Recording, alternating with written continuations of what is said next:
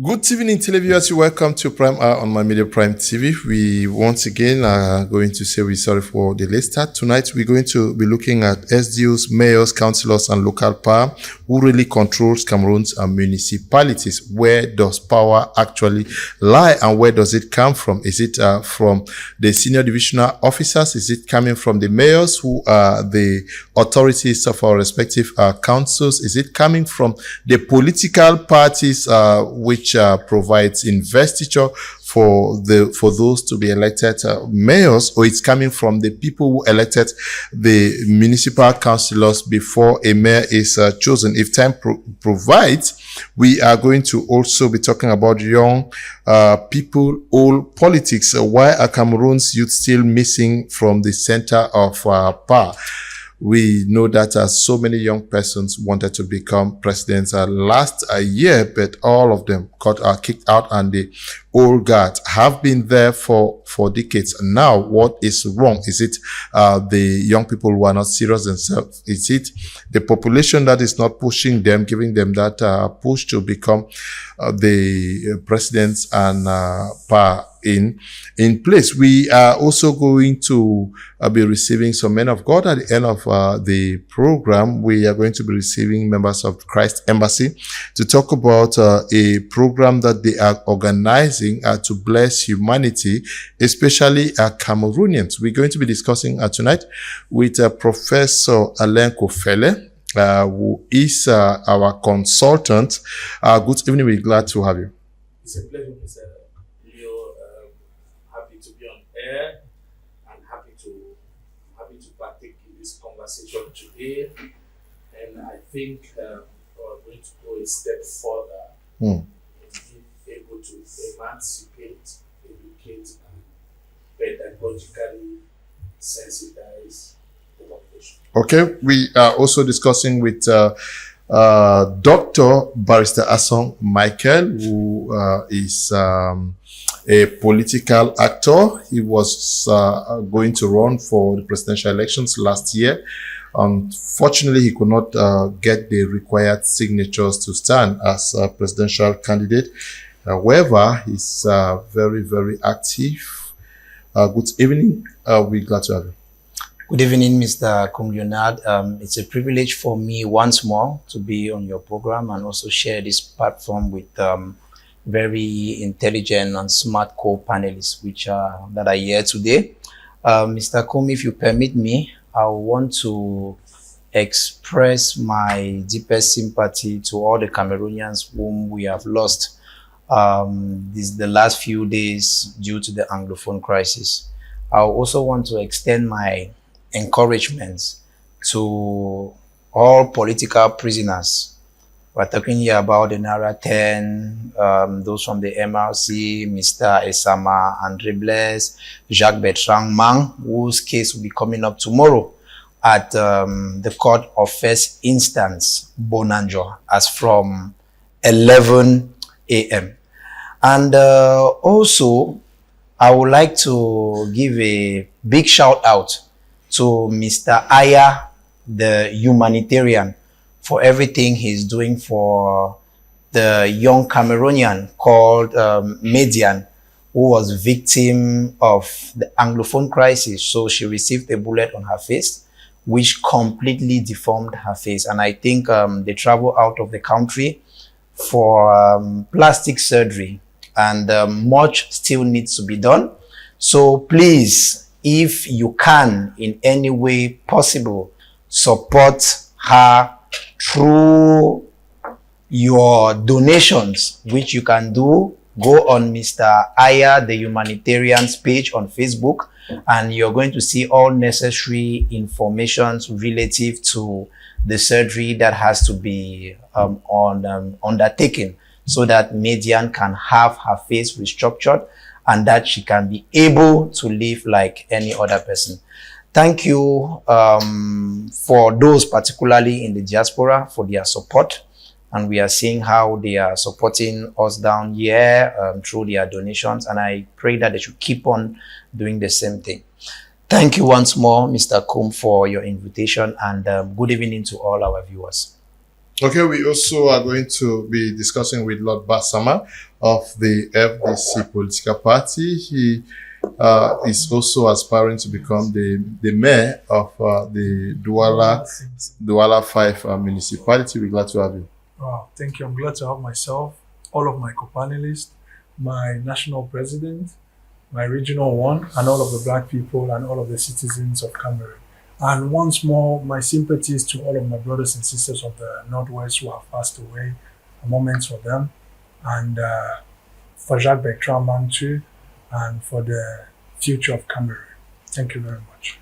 Okay, Professor Kofele Allah, you are someone who is versed with issues of governance and what's happening within our municipalities today. What is the legal division of powers between the senior divisional officer, mayor, and municipal councillors? Key word to understand what's going on at that level is design. Okay.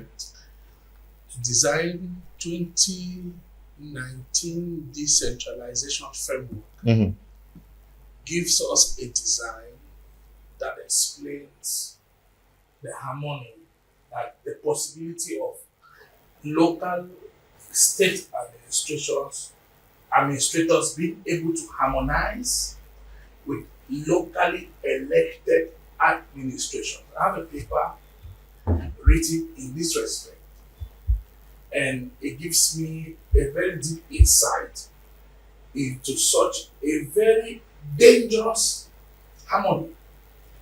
Actually, what we see in terms of local administrators being able to harmonize seamlessly with state administrators is a design by the central government. They have designed a system where they can be able to maintain a system of control over local administrators, and local administrators cannot break out from that control which they have designed based on a legal framework which they operate. I enjoin our viewers to be able to go on the Ministry of Local Development platform and be able to look, because the information is all there on the platform, where you can be able to see the constitution of the 2019 framework that designed how local administrators can seamlessly and flawlessly be able to side by side live and operate with central administrators who are decongested at the local level. The governor, SDO, and the DO are not decentralized administrators. They are decongested administrators. They are representatives of the central administration at the local level, but not taking up a decentralized signature. Come on, that's important to get. But at the same time, you have the local administrators who are elected, the mayors, the regional administrators who are elected, but their framework is designed such that these two levels of administrators can live together. I think in this program today, we'll be able to deconstruct whether it's possible for such to live together without an administrative tension building up within them. Thank you, Mr. Okay. Yes, Dr. Barrister in practice, who has the greatest influence over decisions taken in Cameroon's municipalities?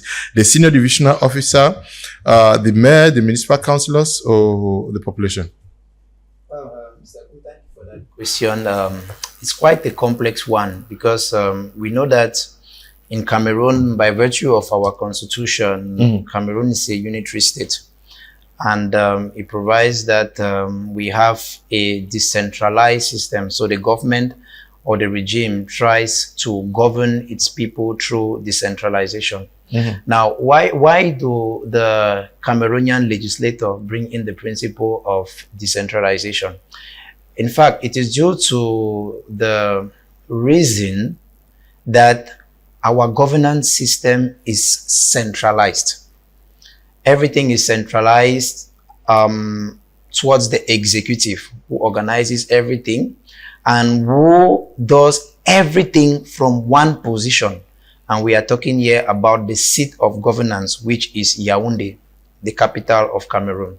So you realize that for a very, very long time, everything was being single-handedly done by the central government, who controlled everything.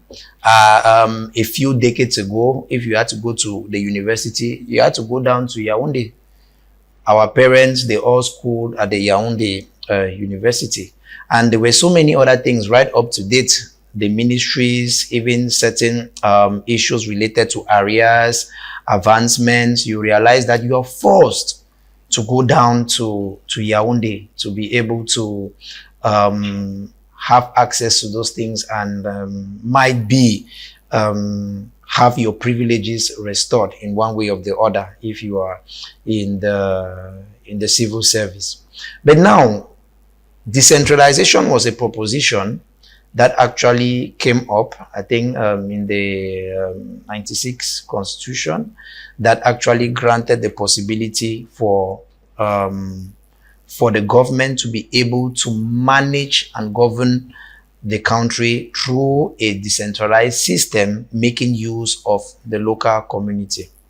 Now, what is decentralization? Decentralization is simply the transfer of administrative and financial powers to local communities. So that's the idea. But you cannot talk about decentralization without talking about centralization, because we must understand that the goal of decentralization was to actually involve the local communities in governance. But now the question is, how effective is decentralization in Cameroon? And that's where the problem is. You're going to realize that the state gave the impression that they were transferring certain powers, administrative powers and financial powers to local communities. But in practice, that is not really the case. You are going to realize that when it concerns, might be very basic things, birth certificates, marriages, yes, the councils manage those things. But those things are fundamental and basic things which councils have always managed. But now you will see that the problems we are facing today in Cameroon are beyond those basic things, producing birth certificates and marriage certificates. You're going to realize that we have issues related to our environment. Our environment today is very, very dirty. You realize that we have issues related to construction, road construction, very poor roads. You see that we have issues today related to health. You see that we have issues today related to socio-economic issues. And that's where our communities could have, local communities would have helped the government. But now the government has restrained the power of our local communities. And you will see that through what? They will tell you that the SDO is like the supervisory authority of all the municipalities. So the SDO, being the supervising authority, means that for any project to be validated, you need its approval. So that means you claim to have given some people some sort of autonomy, because decentralization in its sense is transferring certain competencies, giving as a unit some autonomy, which they can use, discretional power which they can use to develop or to help the state develop their local communities. But now you realize that you claim to give people autonomy, but yet you put a barrier to it, and the barrier is still the central system that has to approve it. So you're going to realize that there are local communities with a lot of decentralized communities, authorities with a lot of projects, and they are not able to realize those projects because the supervising authority has not given the approval. So that's one problem. Now, another problem is that you're going to realize that because in decentralization, we have two types of local authorities. So you have what they call in French les communautés urbaines. Now they have changed it to super maire. And you have now the mairies, the councils, which are just like every other council. But now you're going to realize that certain projects, even in certain councils, are under the competence of the mayor of the town. So when it concerns now, mayor might be a management of waste, they are going to tell you that it's the mayor of the town that has that competence. So even the let me call them simple councils have restrictions in managing certain affairs. And that's why you go to most of our councils and realize that in the subdivisions where they are, there is a lot of debt. And you are like, but why are they not able to manage this waste? Unfortunately, it's not under their competence. And I'll even go as far as saying that certain things are not even under the competence of the mayor of the town. It's still under the competence of the centralized governance system. Minister of Transport, Minister of Urban Development, Minister of, yeah. So you see, everything becomes complicated. And that's why we have been saying that we need a lot of reforms. And the goal of having those reforms is that if we are saying that we want to apply decentralization, but let's give the councils the autonomy. Let's give the councils the possibility for them to be able to make use of those powers which have been transferred to them to effectively implement decentralization and develop our local communities. But it's not the case. So I think that decentralization in Cameroon is just on paper, but in practice it is inexistent, as the central governance system keeps on controlling every single day. Okay. Does the presence of SDOs in local administration undermine the autonomy of elected mayors? Yes, totally, in fact, because every decision, or rather most decisions, should be approved by them. You know, this sense of requiring an approval is a proof that they cannot do it without it. You know, they cannot get it done by themselves. Even if they can, even if they have the funds, they have the structure, they have the project, they have the means, the staff, they require that approval. And we're in a country whereby corruption has gotten to a point that all approval costs. You know, the reason for that approval, I spoke to someone before coming here, and he made something very clear, is that the reason for all of this is because they want their share of, of everything. You know, why would an SDO require an approval for cleaning a community that he doesn't even reside in? In most cases, they don't reside where those projects are being done.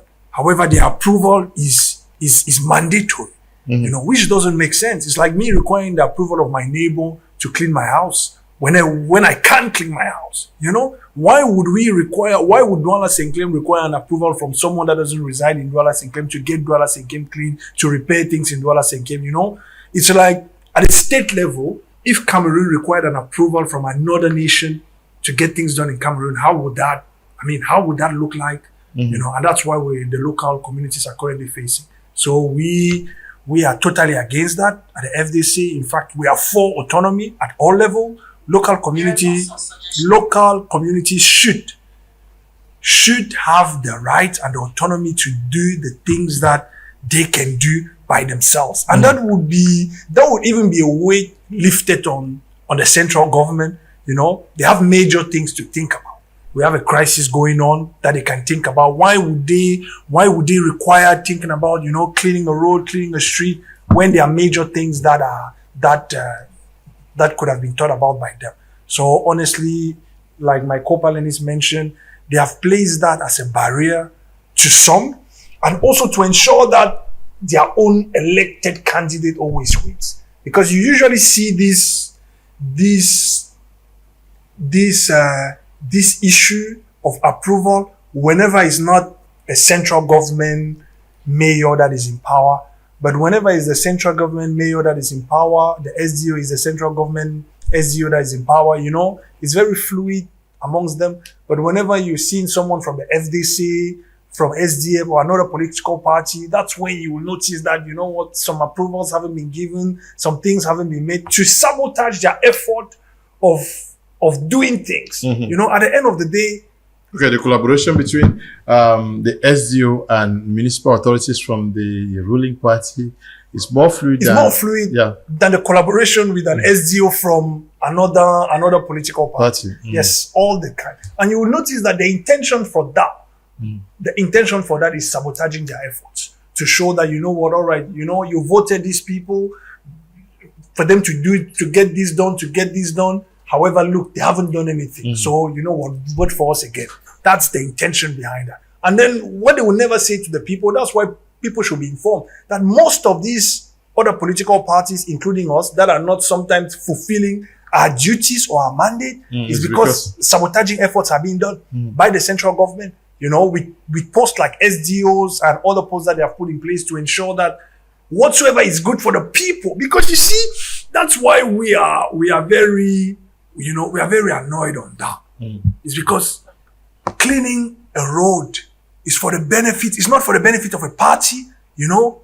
A road that is clean is everyone who benefits from it. Who benefits from it. A clean street is everyone that benefits from it. Even the children of those people of the central government are going to benefit from it. However, they are sabotaging their own efforts, their own future, their own roads. You know, all these things are for us Cameroonian people, not us party members. You know, this notion of partyism has led us to where we are right now, which is why we say at FDC, together for common destiny, together for common roads. You know, we are here for one nation. We are here as Cameroonians, even though we belong to different political, excuse me for a moment, you know, I'm very excited when I talk about this subject because, you know, it touches me. You know, we are here as Cameroonians for the well-being of our nation. We are not here for our personal well-being. Which is why an SDO sabotaging the efforts of a mayor that wants to arrange a road that his own car is going to be driving on, you know, or the buses of his own children are going to be driving us is really senseless for us. Which is why we are encouraging you, SDOs or any other member, whatsoever is good for the well-being of our nation as a whole, support that. Okay, support that. Somebody is asking where Senior Barrister Ashu Emmanuel, the presidential aspirant, he is there. I had him here 2 months ago in an exclusive interview. He lost the son and also lost the brother. So he's mourning them. Certainly is going to be back very shortly. But Professor, are mayors genuinely accountable to the constituents, or they are more answerable to the central administration by a judgment? Mayors and the central elected administration, it's important to make that precision, are wrapped up in a legal framework that they were not party to the design. The current decentralization framework dates to 1974. 1974, you have 1996, you have 2004, you have 2008, you have 2009, and then you have 2019, which was post the Grand National Dialogue, which in its decentralization framework constituted the Northwest and Southwest region. Now, this is important to state because it shows that the current state of decentralization and the exercise of judicial, legal, constitutional powers by the mayors and those who are typically representative of the local decentralization administration are not actually party to the framework. Now, why is framework important? Framework is a legal, statutory, and how would I put it? The legal statutory body that dictates how far or what are the boundaries or how far that local administrators can go in the exercise of their duties. This is very important because the legal framework does not constitute what is applicable on ground. It's one thing to be able to situate the legal framework and say local administrators are going to be in charge of governance decentralization, democratic decentralization, and administrative decentralization. But in terms of allocation of resources, they don't have the autonomy and discretionary powers to be able to execute that which is within the confines of this. So we have this particular framework which is situated from 1974 up to 2019 that situate that the administrative powers, democratic powers, and the governance powers shall be allocated to the local administrators. But then that same framework, just like my co-panelists situated, the supervisory powers are allocated to the central administration. So while the framework stipulates that the responsibilities are allocated to the local administrators, the administrative powers, the fiscal powers, the powers of who actually controls resources is still within the confines of the central administration. That actually stipulates a controversy, and that actually stipulates a tension. So fiscal local administrators actually know what they are supposed to do, but they don't have the autonomy and the discretionary powers to execute that which is within their domain. I think this is the tension that local administrators have been dealing with for as long as is necessary. Somewhere within the confines of this platform, we stipulated and we talked about the issue of waste disposal. And the framework actually redistributes the issue of waste disposal to a 15% allocated to the local administrators and 85% to the central administration. That actually shows you that the supervisory powers of the central administration is more than the executionary and the discretionary powers of the local administration. Which means that the local administration only has power in terms of documentation and legal framework, but actual power to execute development. Now, Mr. Leo, it's important to note that the 2019 decentralization framework actually stipulates in its preambles that development, decentralization, democracy, and governance is actually allocated to the local administration. Yeah, but where is the problem? The problem is that within that same framework, central government supervisory powers, enormous supervisory powers are allocated to the central administration. In that, if you read the document, you will find out that in the same document where governance, administrative, and democratic powers are allocated to the local administrators, the central administration still retains excessive supervisory powers, and some of that supervisory powers is fiscal. which is money. Okay, fiscal. These municipal mayors, municipal councillors, do they render account to the people, or they're more concerned with the report that goes to the SDO and possibly party hierarchy? Well, what I would like to say is that we have always had issues regarding good governance in Cameroon. And you will know that and realize that the regime has not made sure that those pillars of good governance are being implemented in our society. When I talk about those pillars of good governance, I'm talking about transparency, I'm talking about accountability, I'm talking about the fight against corruption, I'm talking about ensuring peace and unity, I'm talking about ensuring control, I'm also talking about ensuring also quality also maintenance in our society. And regarding your question, we are going to realize that when it concerns transparency and accountability, it has never been a practice in Cameroon. So that does not only stem at the level of our local authorities, that's our mayors and councillors, or our town mayors, but it's a fundamental problem from the centralized system. So if decentralization is a transfer of certain attributions of the central system to the decentralized system or to the local authorities or local communities, then of course it means that they will also be transmitting even their problems, their ills, their failures. And that is what they have done.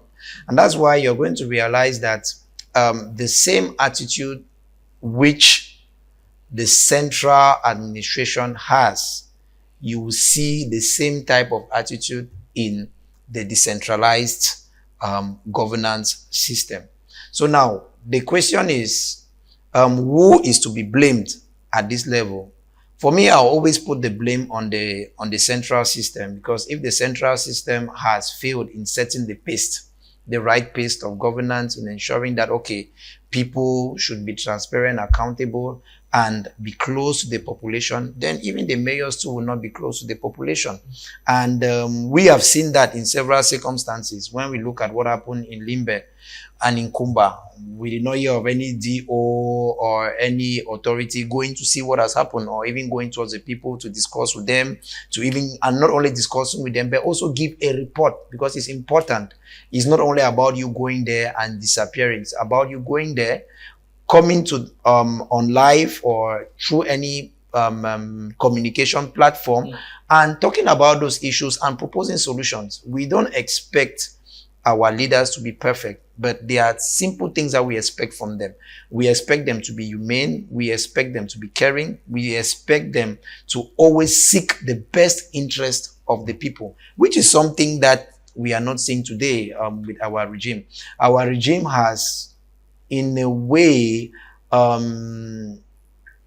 encouraged people to have the culture of silence, where they will tell you that a leader is supposed to be silent, a leader is not supposed to be close to the people, a leader should not even care. What matters is that he is a leader. Once in a while he appears, and where he appears is for things that are not even important. So that is a type of culture, governance system that we have in Cameroon. So at the end of the day, our leaders, be it the central leaders or be it the decentralized leaders, they are not accountable. Look at what happened a few weeks ago here in Bonamusaji, where this building collapsed, killing 8 Cameroonians, and 2 children were amongst. The SDO was there. The mayor was there on the first day. But do you know that there were survivors in that incident? And for over weeks, those survivors slept on the floor in a small porch in the school that was just next to the environment. And when I went there, I asked them, but the mayor was here. What did he say? He said, yes, he was here. He said he's going to come back. And he never came back. So after 2 weeks, I realized that they had not come back. And I said, okay, with the little means I have and contributions from others, I'll struggle to get them to a few mattresses and a few mosquito nets. So that is the type of governance which we have today, where we have leaders who don't think that they have the responsibility to explain, to actually give an explanation to the people on what happened and what they could do to prevent such things. Unfortunately, today, most of those ruling our councils are from the ruling power. And as I said, it does not bother them because they don't care.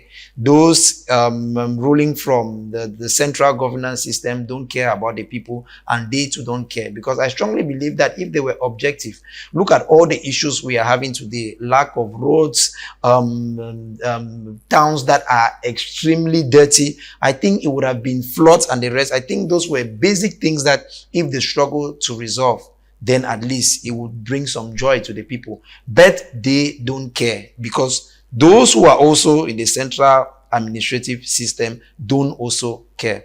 So at the end of the day, the problem is the CPDM party. And that's why we think that we have to kick them out by every way possible if we really want to see a better Cameroon and actually have the sustainable development which we desire. Okay. Do we now see very clearly who has more parts? The elected official or the appointed official? SDOs are appointed and governors are appointed. We are now bringing it to the level of the guys of the regional assembly where they are elected. But we have a governor who is appointed. We see the mayors who are elected. And yes, do we also see that in play here? I mean, who has more powers? The one that has more powers, as it is right now, are those that are appointed. But then the fact is that they were not appointed by the ones that are living in that community. My co-panelist here mentioned about caring. I'll give you a simple example.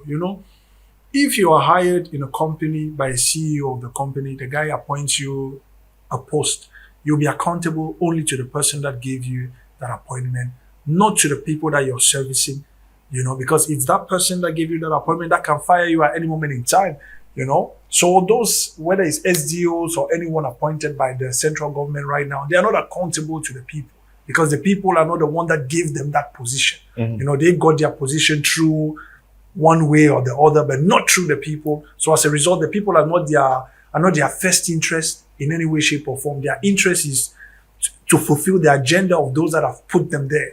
Now, us who are appointed by the people, we are accountable to the people because we are there for them, and we're elected by them. However, we have oppositions, or rather, they are not really our oppositions, but they have been placed there as obstacles in most cases to prevent the will of the people to be fulfilled. Because right here, we're talking about the will of the people of Cameroon. And then on the other hand, we have the will of some particular individuals who have seen Cameroon as their cash cow, and they want to get as much of this nation, as much resources from this nation as they want, whether it's by any means necessary, which is why I fully agree with my co-panelist that the CPDM, not really the party itself, but those that system that doesn't care about the people of this nation, that do not love the people of this nation, that system is what that should be removed. Because we have good people in CPDM, and they live through that. They get their families through that. They pay their school fees through that. They are living through that, and they are ready to secure their livelihood, whether it's through any means necessary. I had a case. I'm not going to disclose any names for confidentiality reasons, but the case was a health case. We had a medical campaign, and a certain lady didn't fulfill her job as she was supposed to. So the central government came to audit what really took place. And in their auditing, I was one of the people that was audited, and I stated the facts as they were. So they diagnosed and they found out who the real person who didn't do the job was. Do you know that person, after that auditing, you know what she told me? She told me that she's ready to do anything for that job because that's what pays her family school fees. You know, and I understood that she's really not there for the fulfilling of her duties. What she cares about is paying the school fees of her children. Whether it's true doing her job right or not, that makes no difference for her. Mm. So, and we have a lot of such people. By the way, she's still in power until this day, still doing that exact same job until this very day. You know, we have people that do not care about their job, that do not care about any single thing that is good for this nation, rather than caring only about their own family, you know, their own children, forgetting that, you know, Cameroon is not only them. We are 30 million people in average. 30 million. We're not only one family, one child, you know, we're talking about 30 million people, but they don't have that community mentality. They're selfish in their way of thinking. You know, what about other families' children? What about other people? You know, they are not there. So for us, that system has to be removed by all means necessary. Peaceful ways, whenever possible, peaceful ways, but it has to be removed and replaced with a system that cares about the well-being of every single Cameroonian, including them, because at the end of the day, they are also Cameroonians. Even these people that are against the well-being of the nation, they are still Cameroonian. So we at FDC, we are not against them in any way, shape or form, but we care about all of us, not only them, but everybody, including them. Yes, in all of this mix, where is the power of the people who elected these municipal authorities? The power of the people is translated into the legal responsibility that is attributed to the local elected officials. Mm-hmm. You see, one of the things that we need to understand in Cameroon is that the system in which we are faced with is well designed. It's designed taking everything into consideration. It's taking into consideration election result. It's taking into consideration electoral mandate. That's why I still enjoin Cameroonians to have a peak view into the 2019 framework on decentralization, because it answers a cacophony of questions. The local administrators are given local sovereignty, but they are not given effective power to govern. They are not given the power of who controls the money, who controls the approval, who controls technical personnel, who controls the standard procurement process and the authorization act. This particular framework is not given to the local administrators to have a say. So even though the people have given them their mandate ends where the framework says their powers end. And I think this has been the issue where Cameroonians have been trying to grapple about, because Cameroonians feel that whoever we have voted in actually has the power to effectuate change. But local administrators, councils, regional councils are operating within a specific legal framework that is already set in stone, Mr. Leo. It's already set. There's a legal framework that shows how far mayors can go, regardless of whether they are elected or however they came to power. There's a legal framework existing that shows that however they can go, the central administration still possesses supervisory powers that supersede electoral constraints of the mandate they have been given. Mm-hmm. So it's important for us to grasp that and understand that expectations cannot be more than what the framework dictates that they can do. So the question is not who actually has the power. The question is actually to whom does the framework allocate the powers? And the question is actually simple when it comes to that level, because the framework actually allocates the power to the central administration. Mm-hmm. Now, I want to say this. The structure of decentralization which we operate in is well taught in such a way that it does not diminish the powers of the central administration. I think that's what we are struggling to wrap our heads around.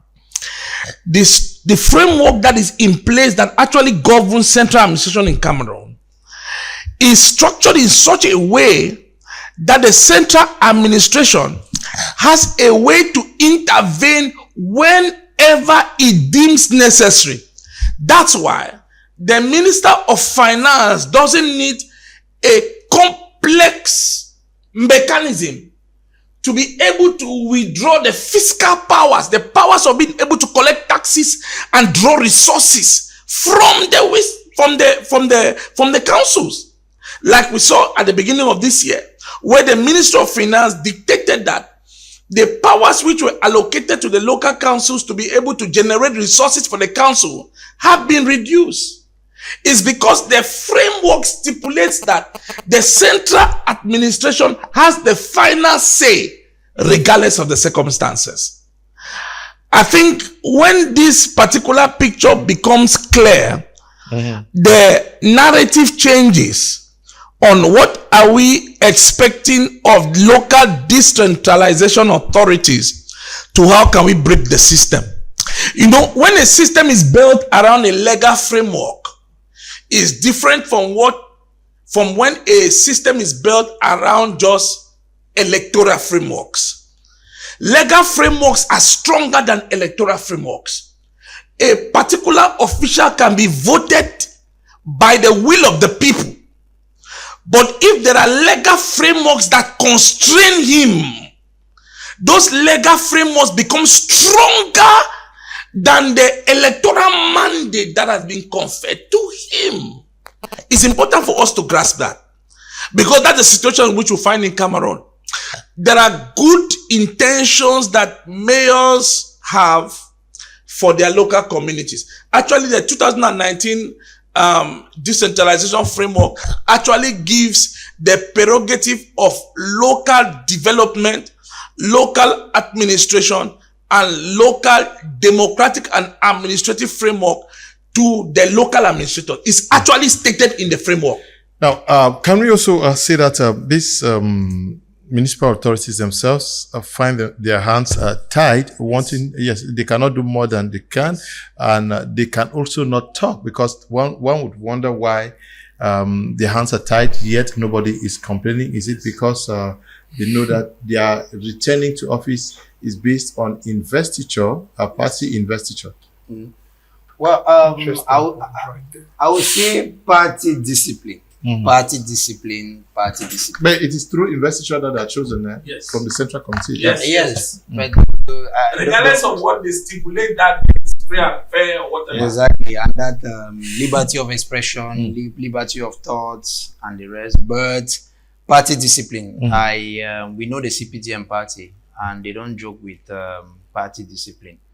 I remember last year when I was looking for signatures, I went around all the major towns, all the regions in Cameroon, and in some localities, for example, when you go to the Fundi division, it's 100%. It's 100% CPDM. The Fundi division is actually where Yaoundé is found. So all the local authorities there, regional, municipal councilors, is 100% CPDM. Well, I never had an idea of that. But when I arrived there, I met certain councilors, and in particular certain colleagues who told me that, well, they would have loved, being lawyers, to give me signatures for my independent candidacy, but unfortunately they are being restricted through party discipline. So I think that that's the main problem, and CPDM has succeeded in instilling a lot of fear to all its followers or members or militants by imposing a structure that makes them pay allegiance to the head of states by all costs. So what matters is not your performance. What matters is not the projects you have to develop the community. What matters is not your engagement towards the development of the country. All what matters is your loyalty towards the head of state and your loyalty towards the CPDM party. And that's where you're going to realize that the choices that they always make, they don't look for competent people. They don't look for people who are hardworking. They will always look for people they can manipulate, people who always see them to be those through whom they have gotten to those places. And that's why mediocrity has also taken a very, very important position in our country today, and nothing is going well. Now, on the other hand, too, through party discipline, I think that the main sanction is that if you don't follow what they ask you to do or what they want you to do, then it's very easy to sanction you. They will say, first of all, not invest you in the next elections. That's the first thing. And certainly they are going to cut off all your resources. So that's how party discipline works to actually prevent in a way development in Cameroon. So our local authorities, autonomous or have autonomy as it is said, no, they are simply puppets being controlled by the central administration. And it's an unfortunate thing. And I think that that's why, that's the reason why we have to engage more in politics, encourage youths to engage in politics, so that we should not only aspire to take power from the head, that is, they have the executive power, but that we should also be able to control legislative power at the parliament, and also local communities and authorities. And that is going to permit us to be able to do things differently, because if we keep on having the same type of local authorities we have now who always have their hands tight, then of course we cannot expect anything better when it concerns local development. And local development is a real issue. I think that decentralization in itself is not a problem, because we hear of so many Cameroonians talking about federalism and the rest. But in Africa, there are so many countries that practice decentralization. For example, Rwanda practices decentralization, and it's very effective. I schooled in Rwanda, and the governance system is wonderful. You will not see a pothole for over 600 kilometers. You will not see a pothole, even if you're going to the I don't know, the interior. You're not going to, in fact, where there is tar, the tar is about 20 centimeters thick. And everybody ensures that they carry out their work perfectly well. They do it well, and they make sure that the basic principles, they're not complicated. All these things we are talking about today are being laid down by international conventions on what are the priorities. The priorities, the environment, the priorities, education, infrastructure, the economy, social activities. Those are things that can easily be done. But you see, we have a governance system that have never put the people at the center. So there's a lot of work to be done, especially the opposition, which today seems a little bit divided for so many reasons. And sometimes we question ourselves if there is really an opposition in Cameroon, because there are so many things happening, and we have not seen, especially considering the absence of the President of the Republic, and we have not seen the opposition come out strong to come and condemn and to look for a way forward, because today marks the 66th day of the President of the Republic being out of the country.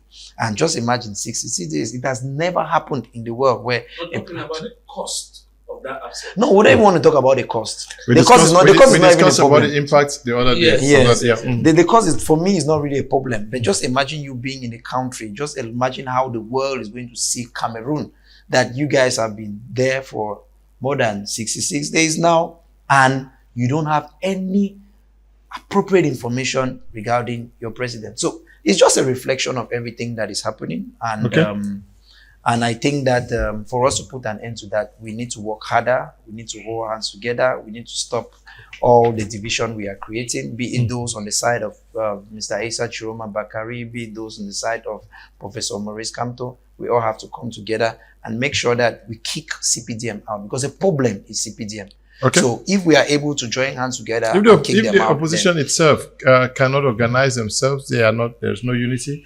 What is the proof that when they get power, things are going to be orderly? that's why we have to change our mindset and way of doing things. And I think that's why I'm talking to the youths, because I think that we are the future of Cameroon. Okay. So we have to look at things differently. And I think that if we work together, since you're raising the issue of youth, we're going to briefly discuss about the second topic, since we don't have much time on today's edition of the program.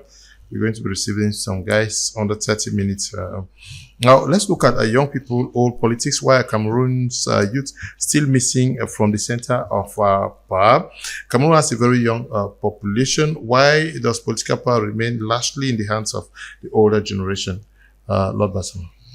First, before answering that, I'll have to say this first. Like we said earlier, CPDM is not a matter of partyism. It's a matter of system. Okay. I'll talk from an IT perspective. You can change parts of a computer, but the operating system on which it's functioning, if the system has capacities of having viruses like Windows, no matter what computer you get, a virus can get in.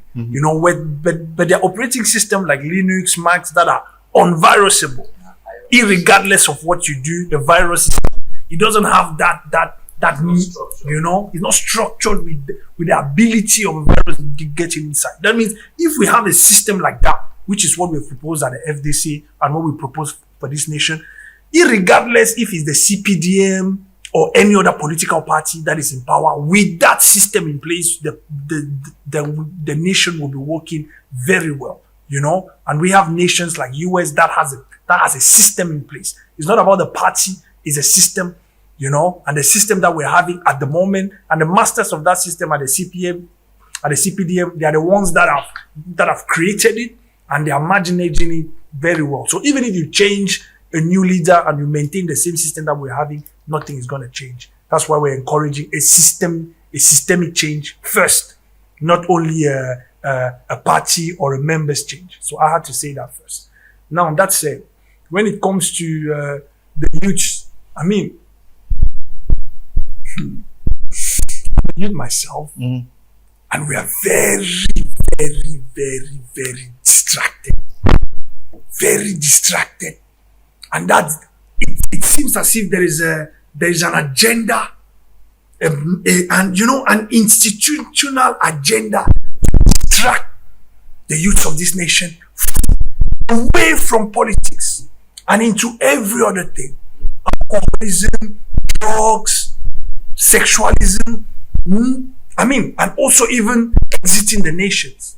Most youths are also being encouraged to leave the nation. I was one of them. I've left this nation a couple of times, several times, but I always found my way back home. Thank God for that, because nowhere is better than home. But most other youths are geared towards that, because the oligarchs or the oligarchs, they have decided to make this nation very unbearable for everyone else except them.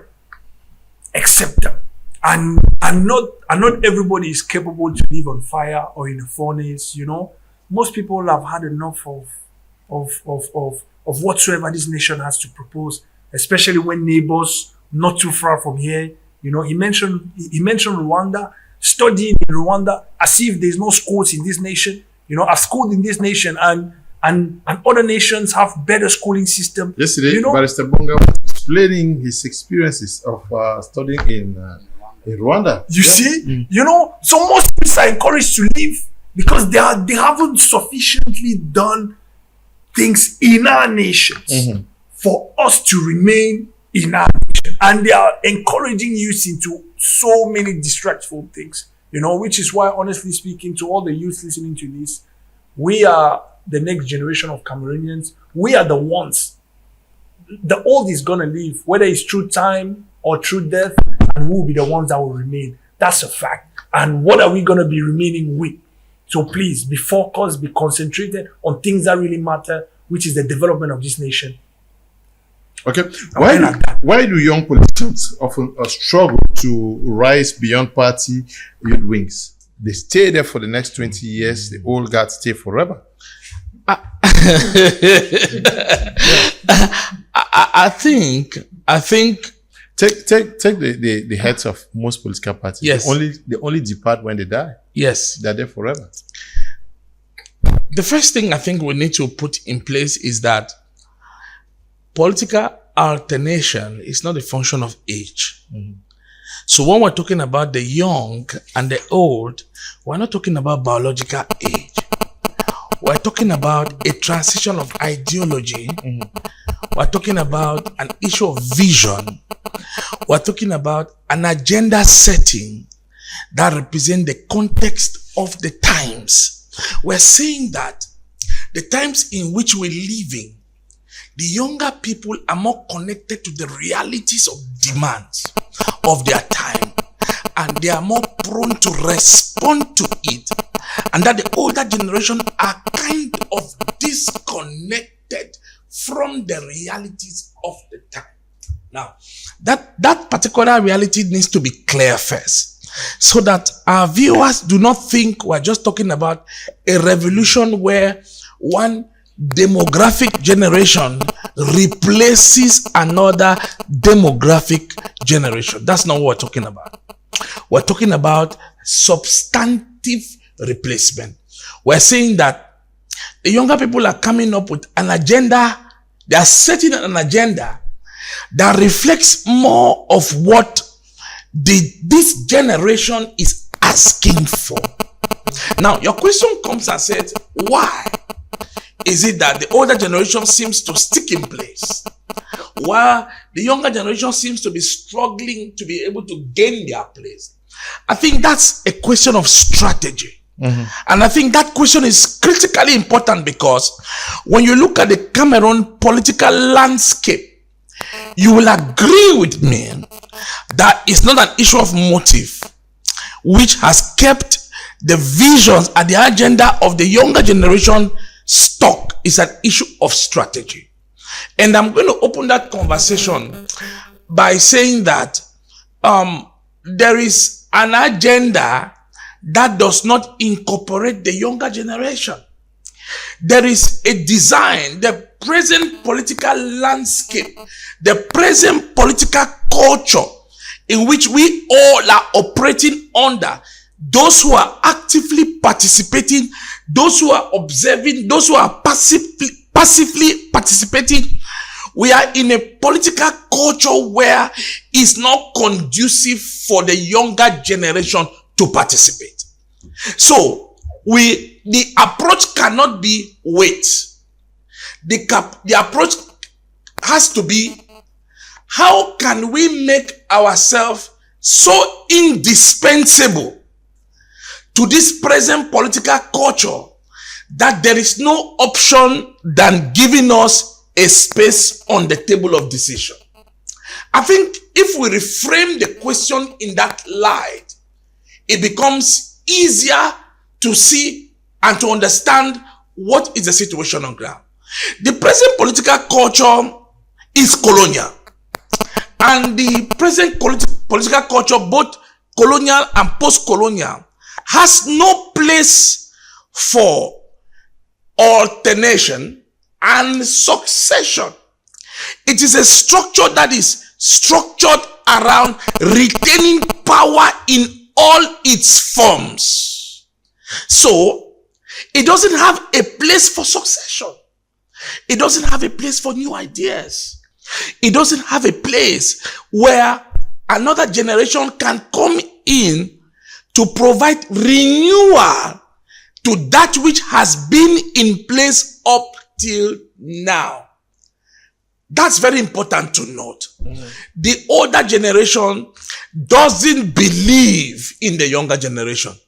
They believe that the younger generation is extremely disruptive, that if given an opportunity, they will completely destroy the present political status quo. What has been before, what is now, and what is expected to be. I'll give you an example, practical example. Not trying to diminish the political representatives that are on the platform today.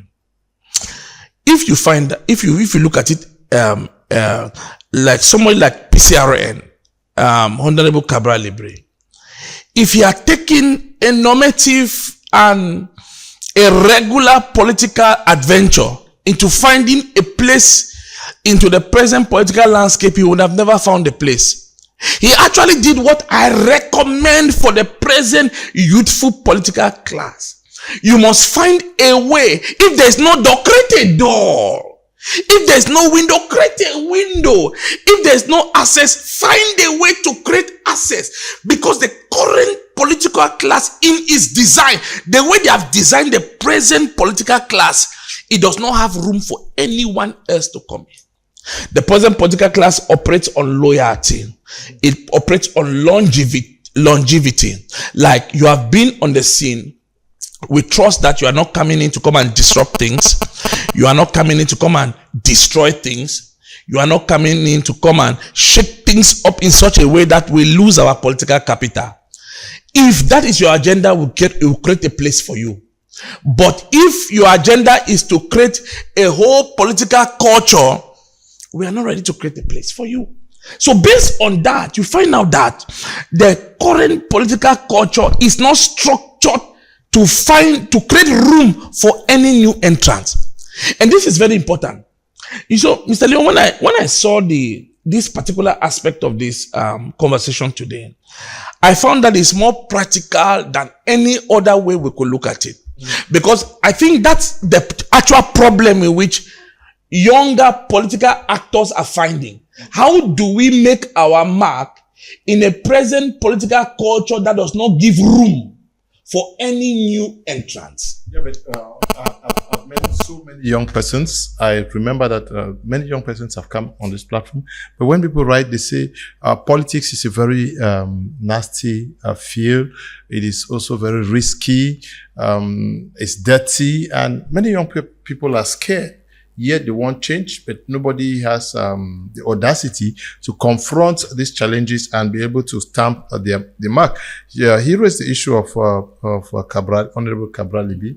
If he did not devise a means, I'm sure he will still be in the quarters talking. Yeah. Yeah, the threat is real. The threat is real. I will not say that those youths, my fellow Cameroonian brothers and sisters who are scared in a way of engaging into politics because of the political environment, which is very, very harsh, and where the government always uses all the means it has in its disposition to be able to crush all those who want to stand against it. The threats are real, but it's not because we'll have those threats that we will not keep hoping. It's not because we have those threats that we will not try to do something. I think that there is always a way. There is no perfect system. There is always a way that you can devise a means or a formula to escape certain of those things.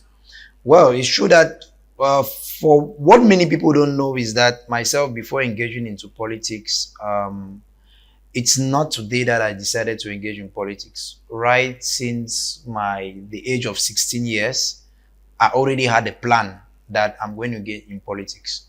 So the first thing I did was I made sure that everything I had was based on merit. I made sure that I did not receive help from any type of person that is in the regime. I made sure that not only did I have a profession as a medical doctor, but I also became a lawyer, which also permitted me to know my responsibilities, duties, how a politician is supposed to behave, how to respect the rule of the law, what to say and what not to say. Because the government has always used the trick of one violating the law to devise a means to either prosecute you in one way or the other. So in a way, I prepared myself, not only in those aspects, but also psychologically, being prepared for every eventuality. What we have to know is that, as our French brothers and sisters usually say, si tu ne fais pas la politique va te faire. So if you don't engage in politics, then politics is going to deal with you. And you see, the greatest victims today of the political system we have today, of the regime, are youths.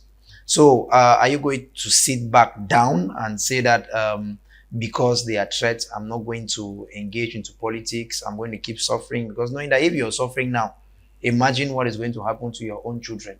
So I think that there should be a generation that should sit down and say, okay, we are the future of tomorrow. We have to do something, because whether we like it or not, we are the continuity of this country. But now, coming back to our senior politicians, I believe that they are failures. They are holding on to power because they have failed. And they still believe that they can make things up. They still believe that they can make things right. But of course, it's impossible, because the time when they were supposed to make things right has already passed. And now most of them are old. They are all third age senior citizens. And I think after 60, there's nothing you can really bring that much in the development of the country. And it's time to hand over power. They still think they are young. They still think that there's much they can do. But of course, reality is catching up with them in one way or the other. I think that considering the fact that these older politicians don't really care about the fate of younger citizens, we don't have to sit down and fold our hands. We have to stand up. And that's the reason why myself have engaged in politics. And the goal is not only to go up there to change things, but the goal is also to tell other young Cameroonians that you can do it. It's possible. You just need to know, conscious of the fact that you have a responsibility towards your state. You have a responsibility to develop your state, to make your country better, not only for you, but for the other citizens. And you engage in something political wise, because at the end of the day, the only thing that can bring sustainable solutions to the problems which we have today is politics. So we have to engage in it. And I've always gone out there to tell young Cameroonians that one person cannot do it alone. Because I think last year, when I was not able to be a candidate at the presidential elections, many youths came out saying that I have failed them. But that only goes to show that most youths just sit down and watch other youths and say, okay, let's see what it's going to do. How are you participating? What are you bringing in? How are you helping the other youths? Or you yourself bringing something to the political scene to be able to make sure that youths are elevated to where they are? Because the battle today is between the younger generation and the older generation. And now there is a younger generation that is also fighting the younger generation, trying to bring change, because they are profiting from those who are old. And you're going to see that most of these old politicians, what are they doing? They are positioning their own children in those strategic positions for change. Now, what is going to happen to the rest of the other young Cameroonians? So we must fight. Whether we like it or not, we have no choice. There are things we cannot accept any longer. I think that governance in Cameroon is not a chiefdom, it's not a dynasty. And politics does not make anything easy for anyone. We must fight.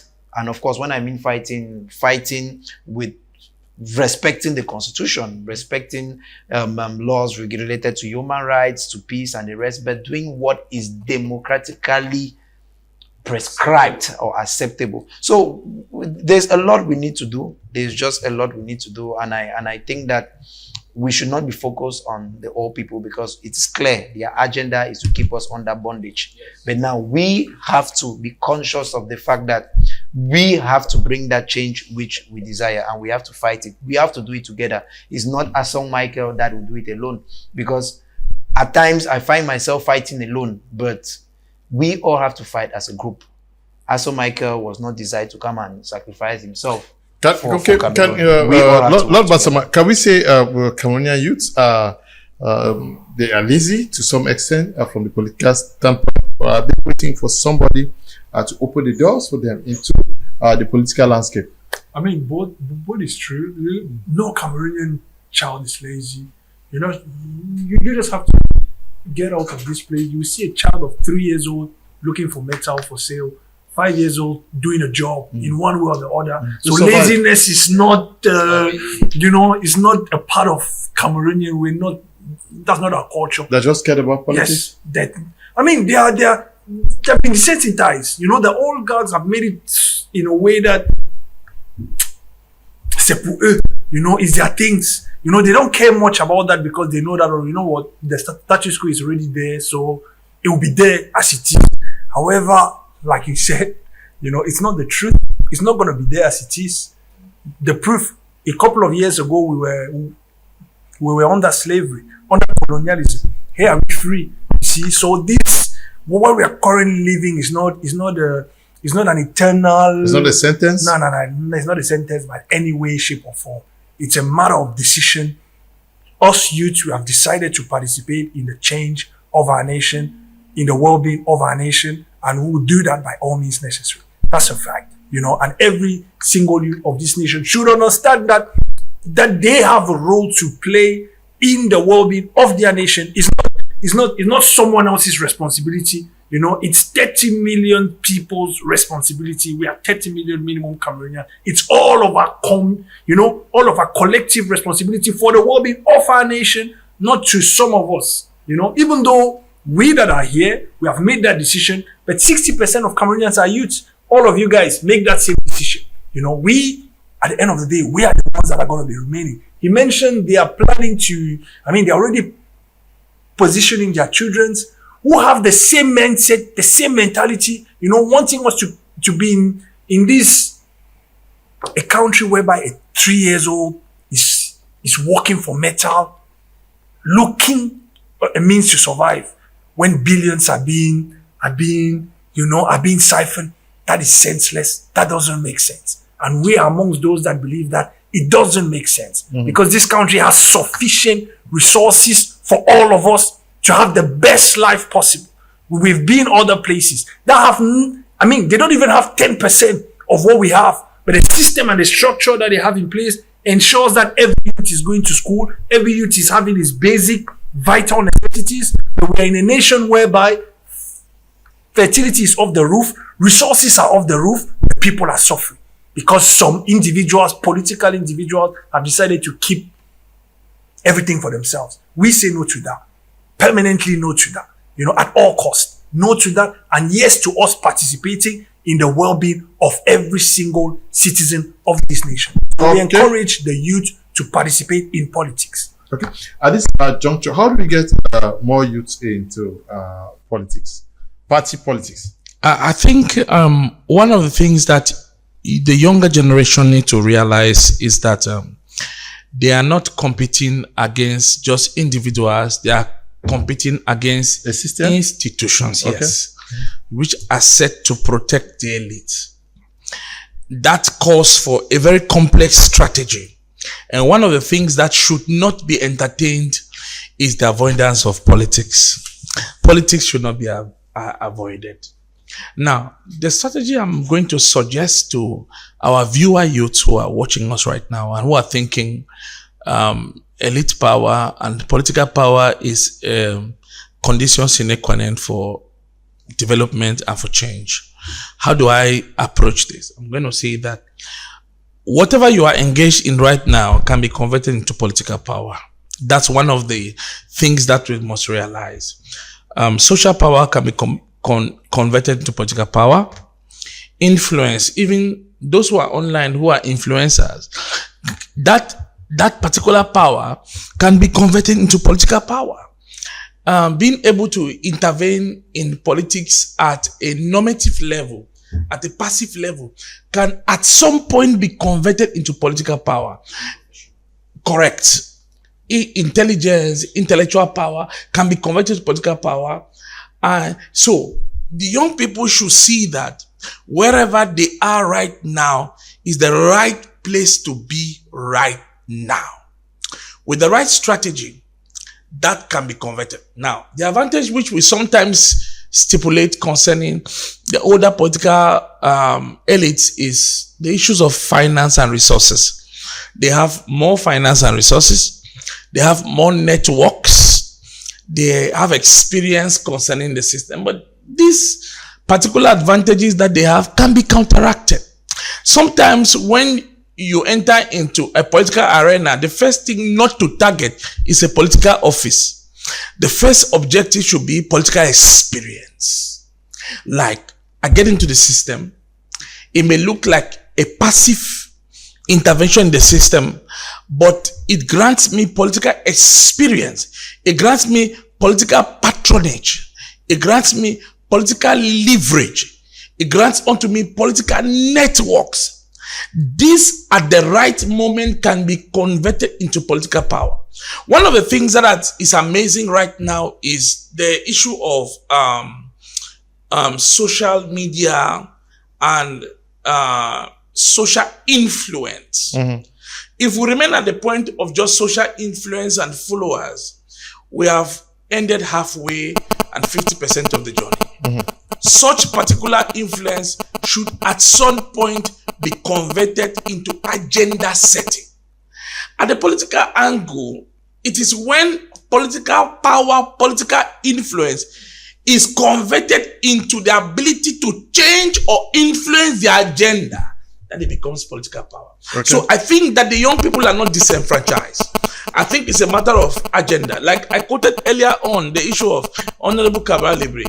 Honorable Kabalibi is a typical example of how political power cannot be an aspect which, if not gotten from the beginning, can be a disadvantage. He was not attached to any political power. What did he get? Media, influence. And he was able to convert that into political influence and change the agenda. So I think the younger people are set in a time like this where the agenda is so favorable unto them. Instruments are so much in their favor that they can actually have a much easier access into the political landscape. Okay, the core issue, demographically, Cameroon is a young youth country, but politically, it's still run by generation that came to power in the 80s, 90s. Change will only happen when parties open lists, when campaign finance is easier, and when youth actually contest and win primaries. Sorry, I'm called Anya Deslil from Boya. Malingo, to be precise, we're going to be ending this first part of the program at this juncture. Good evening and happy viewing. The panelists are giving an opinion on the role of the supervisory authority. The SDO is merely to make sure the council acts within the law, which project has not been executed because of the SDO. Most incompetent mayors hide under the supervisory powers. Can a mayor state how the SDO asked him not to clean the streets? PA workers. Charles is watching us from Bamenda. We're going to be ending at this junctures. Unfortunately, we started later. We hope to catch up subsequently. Thank you for coming. Thank you. And also to you, Barrister. Thank you very much. Please don't forget to get registered on the electoral list.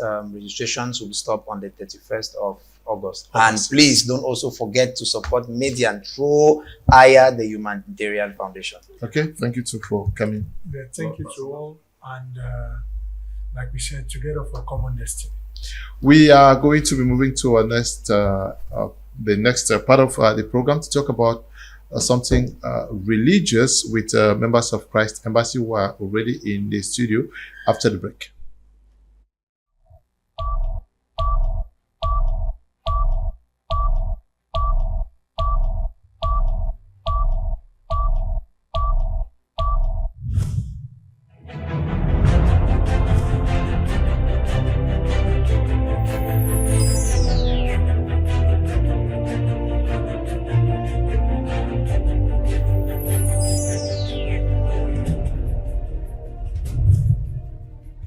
Welcome back. You're watching Prime on my Media Prime TV, and We now are going to be talking religion. We're going to be talking blessing and turnaround for our lives as Christians with two members of the Christ Embassy Church who are with me in the studio. We have Barrister Pastor Babila. Good evening. We're glad to have you with us this evening. Thank you so much for having me today. How is Christ Embassy doing? We are doing great. We are doing beautifully well, and the grace of God keeps abounding in our lives every day. Okay, we can see it. And also Pastor Eric, who is with us. Good evening, Pastor. Good evening, sir. Thank you. Thanks for having me on set. Okay, we are going to be discussing about, before we get into discussing what we have to talk about today, last time you were here to talk about the healing streams with Pastor Chris. And I'm sure so many persons got blessed, testimonies abound. Tell us about the impact of the last healing streams, healing service with Pastor Chris.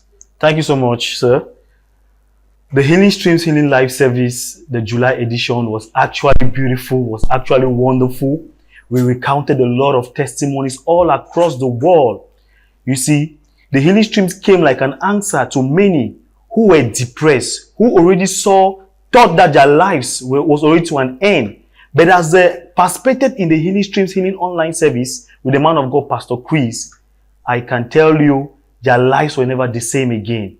They had testimonies in every area of their lives, health-wise, educational-wise, business-wise, financial life-wise. And one of the best things is that they received salvation, which is the best gift that God gave to us. Because when you receive salvation, that means your eternity is assured.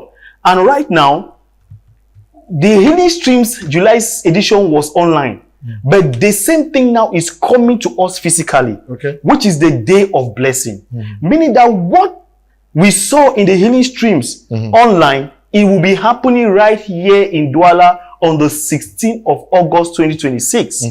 Meaning that the man of God, Pastor Akin Oketunji, will be ministering healing to the people, will be ministering grace to the people of Douala, will be ministering success to the people of Douala. That is why they call it Day of Blessing. What is blessing? Blessing is actually empowering. You know what we need now at a time like this? Everybody is empowerment. And that is what we are coming on that day to receive. We will be empowered to do the unthinkable. We will be empowered to do the imaginable. We will be empowered in every area of our lives. You see, if you are depressed, then the answer is here. You know, most people sometimes they wish that, oh, we could travel to Nigeria and meet the man of God so that my life will turn around. We could travel to this place, but now the solution has come right to our doorstep, which is happening on the 16th of August 2026 in Aqua at Safi Hall. So it's going to be a glorious time. It's going to be a time of healing. It's going to be a time of deliverance. It's going to be a time where we are going to listen to the word of God. It's going to be a time of refreshment. Okay. Pastor Eric, what is the day of blessing all about? Yeah, just to line up with what he began to say, you know, from biblical perspective, when you look at the word blessing, it's beyond just, you know, saying, I'm doing well, you know. It has to do with an invocation of good upon a man's life.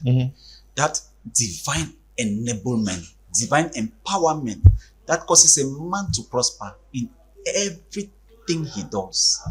The blessing is an ability that puts you above human limitations. Okay. That's what the blessing is. And now when you put it, look, coming back to the day of blessing. The day of blessing. Okay. Can you just shift the mic towards yourself? Yeah, just, yeah. Is it okay? Okay.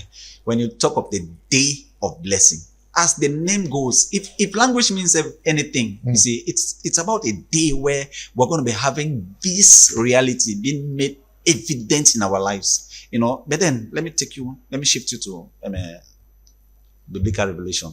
A day in the eyes of God is like 1,000 years. That makes it very serious. That means we're talking about a season in a man's life. Imagine what a day can invoke in a man's future. That's what day of blessing is. When we talk of is blessing primarily about material prosperity, or does it go beyond wealth and possession? That's what I was letting you understand. You see, when we talk of the blessing, it's an invocation of good upon a man's life that causes him to prosper in anything he does. It doesn't matter what he lays his hands on. Anything that has to do with him prospers. That's what the blessing is. It's an invocation, an ability that comes upon man, and it is divinely orchestrated. Okay. Who is this program organized for, and what should be the expectation? This program is organized for everyone. Okay. It's organized for those who need salvation. It's organized for those who are sick. It's organized for those who need deliverance. It's organized for those who need breakthrough. It's organized for every category of person. As Pastor Eric Wiley said, is that blessing means an invocation of good. And all of us, we want good. We want to see good things happen in our lives. So we cannot limit it just to some particular category of people. No, it's for everybody. And you see, we have already been mobilizing people, and publicity has been going on so strong in the city of Douala. There will be a video that will be played shortly, and you are going to see how we have been saturating the street with this good news, because good news must be spread. Good news must be announced, because the Bible said that how are they going to hear if they are not told? And that is why we came here to tell the people of Cameroon, to tell the people all around who follow my media prime that there is good news in town. There is something happening on the 16th of August. And you can, if you want to come for the program, there are some numbers showing right now on the screen. You can call any of those numbers. But I want us to watch that video to see how mobilization has been going on all across the city of Douala. Okay, let's take a listen and a watch to this video. Ella, if it's ready.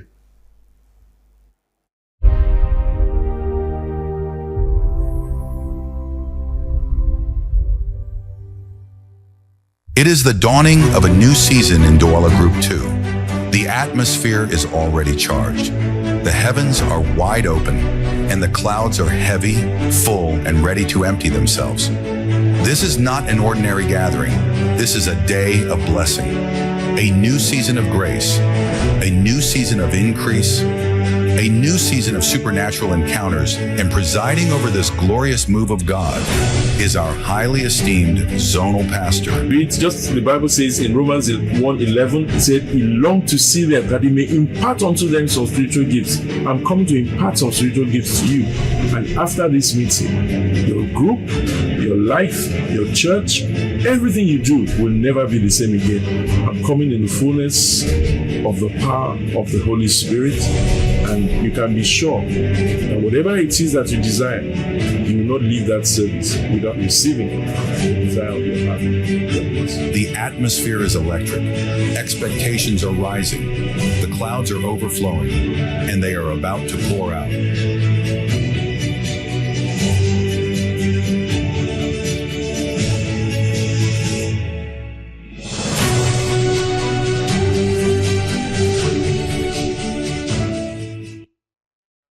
Still with you. It's no longer Pastor Chris who is ministering. Another very powerful man of God is coming to Cameroon live. He's going to minister, he's going to pray, and almost everything that took place from the healing stream is going to be manifest on that day. Yes, sir. Okay. That's what's going to happen.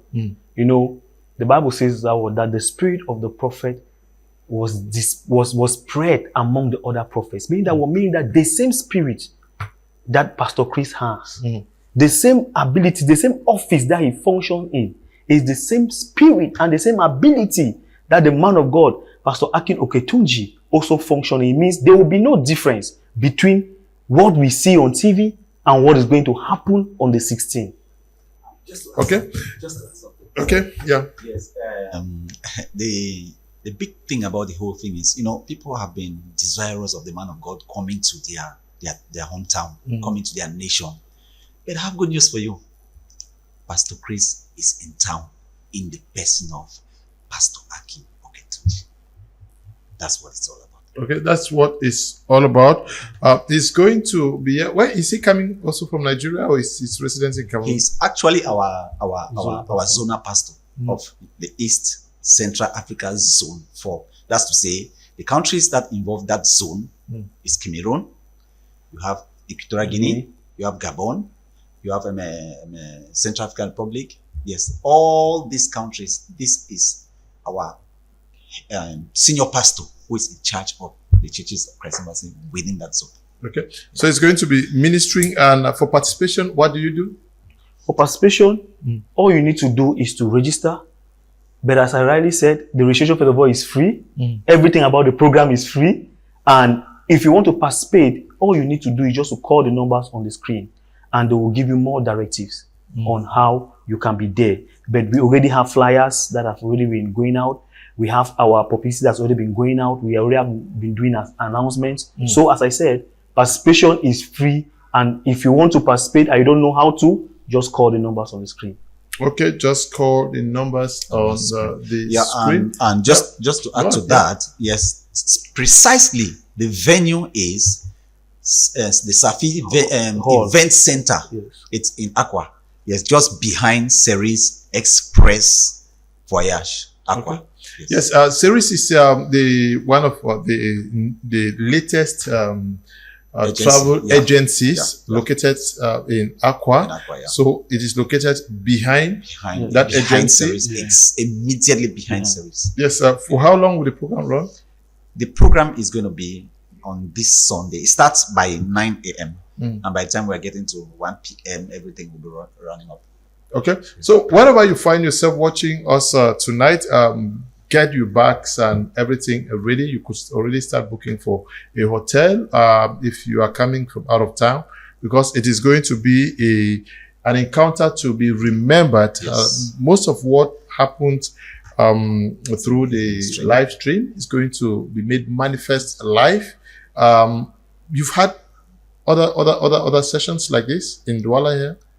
Yes. Okay. Yes, but the unique thing about this is that this has been orchestrated in a way like has never happened before. Yeah, it's like I said, it's a day of blessing. It's a time in the realm of the spirit that has to do with day this. of blessing. Blessing in what domain?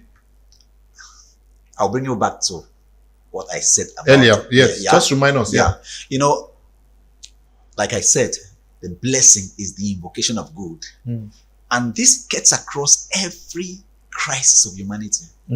If you're sick in your body, you need healing. You need divine health. That's a blessing. Yes, for someone who maybe needs a job, you see, there's an invocation that will come upon you that will cause you to walk into the realization of your desire, which is having a job for yourself. You know, for families that are broken, you see, there's going to be an invocation that will come upon them that will bring unity and peace in their lives. It gets across every aspect of humanity. You understand? And this, like I said, this enablement, this blessing, when it comes upon a man, it puts him above human limitations. Okay, it puts us all above human limitation. It is your time to shine. It is your time for breakthrough. It is your time for a turnaround in your life. You may have been stagnating in many respects of life. You do not know where to go to. Please, but how do we prepare ourselves so that when we get into that arena, we come back with the full package brought by the man of God? The first thing is that, number one, you need to say yes. You need to, first of all, be ready to come for the program, because when you make the decision to be for the program, to attend the program, that is where the miracle starts. Secondly, what are your expectations? Because nobody comes into the house of God, into the presence of God, and live the same way. God blesses everybody that comes in his presence. So you must be expectant, and you must believe that if you get there, you are not going back the same. So your readiness, your faith, and your passion gives you the result. And how do you start preparing yourself spiritually for that day? Just to pray. Okay, you start praying. Yes. You start praying and asking God to remember you. And is it somebody who said, Jesus, I just need to touch the garment of Jesus? You set an expectation. That's it. And you drive your desire in the direction of that expectation. You know, and just to add to it, there are several things that are going to be happening. You see, that gives the complete package of the blessing. You see, we're going to be having the word of God being ministered to us. You see, the Bible says faith comes by hearing, and hearing by the word of God. And that is what you need for a response to the word is the faith. You see, and that faith, that when it comes upon you, it is what it triggers the blessing. Yes, once acted upon, yes, you receive the expectation. And then in addition to that, we're going to have prophetic words that are going to be released. Men are built by words, you see, by the quality of information that come to them. You see, words are powerful. Mr. Kum. Okay, words are very powerful. Before we take leave of you guys, one last word to our viewers. All I want to say is, this is the season for our nation to get it right. And they will get it right by the prophetic words that will be uttered upon our nation, because the day of blessing does not only concern people or to change people's lives, but it also a day where even the destiny, even the pathway of our nation will be changed, of our city will be changed. Okay, one last word, sir. Thank you very much. You know, I'm talking to you sitting there right now, maybe on the canopy, on the couch, maybe on the wheelchair. You've been praying, you've been crying, you've been expecting God to manifest, to show up in your life. Guess what? God has come in the person of Day of Bliss. It's an avenue where the miraculous is going to be made evident, and everyone who steps into it can be sure to go back transformed. Your time is now. Your time is now. Just to remind us of the location. Safi Event Hall. I wanted to say it in French. Yeah. Let me say it in English. Safi Event Hall, which is just exactly behind Ceres Express Aqua. Yeah. Okay. And like I said, don't forget, it's this Sunday, the 16th of August, 9 a.m. The entire venue is going to be packed out. So make sure you come early. Okay, the rendezvous is taken for Sunday at Aqua Safi Event Hall behind the Ceres Travel Agency. We all should take the rendezvous to be there so that our lives could be touched. If we actually are not praying and believing that God should touch us, we should just go to thank God for our lives. We should thank God for our lives, because the Bible also tells us not to forsake the gathering of brethren. Lots and lots of things happen through the man of God, Pastor Chris, for the live stream. Yeah. This is also an opportunity to thank God for the miraculous that happened. The world was touched because that live stream was broadcasted across the globe. A lot of persons were touched. This is also a moment to go and say thank you for the wonderful things that happened to our lives. So take the rendezvous on Sunday, the 16th of this month, 9 a.m. Be at around behind the Ceres Travel Agency at Aqua, and be part of this wonderful date tagged at the day of blessing. Thank you, Barrister Pastor Babila, for coming. Thank you so much, Mr. Kum, for having us here. We are grateful. And also to you, Pastor Eric. Thank you for coming. Thank you very much, sir. We are looking forward to better days. Okay. We also want to thank you all who took time off to watch this edition of the program. Not forgetting you, Eli, for producing the program. Thank you once again. Stay blessed. Bye-bye.